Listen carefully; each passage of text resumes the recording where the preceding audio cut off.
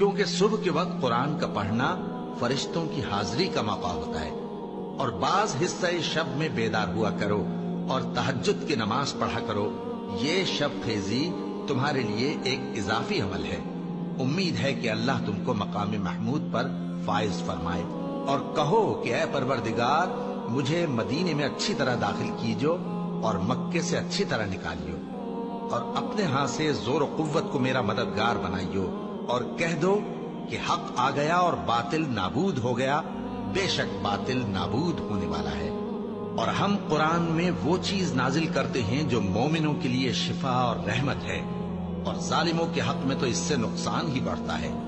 اور جب ہم انسان کو نعمت بخشتے ہیں تو روح گرداں ہو جاتا ہے اور پہلو پھیر لیتا ہے، اور جب اسے سختی پہنچتی ہے تو نا امید ہو جاتا ہے۔